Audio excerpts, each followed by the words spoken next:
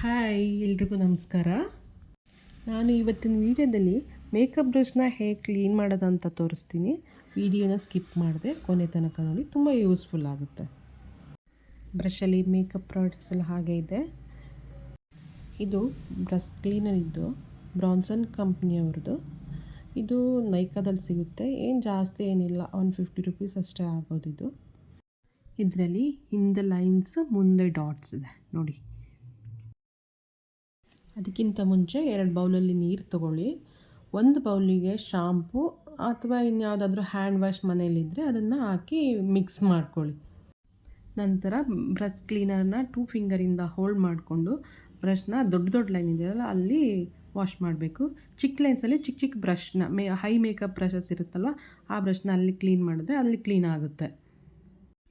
ಆಮೇಲೆ ಈ ಥರ ಏನಾದರೂ ಸ್ಟ್ಯಾಂಡ್ ಏನಾದರೂ ಮನೆಯಲ್ಲಿದ್ದರೆ ಇನ್ನೊಂದು ಬೌಲಲ್ಲಿ ಚೆನ್ನಾಗಿರೋ ನೀರಿತ್ತಲ್ಲ, ಆ ನೀರಲ್ಲಿ ಕ್ಲೀನಾಗಿರೋ ಬ್ರಷಸ್ನೆಲ್ಲ ಅಲ್ಲಿ ವಾಶ್ ಮಾಡಿ ಅದರೊಳಗಡೆ ಹಾಕಬೇಕಾಗುತ್ತೆ. ಬ್ರಷ್ ಹಾಕುವಾಗ ಈ ಥರ ಸ್ಟ್ರೈಟಾಗಿ ಹಾಕಬೇಕಾಗುತ್ತೆ, ಯಾಕೆಂದರೆ ನೀರು ಅದರಲ್ಲಿ ಇರೋದೆಲ್ಲ ಕೆಳಗಡೆ ಹೋಗಲಿ ಅಂತ.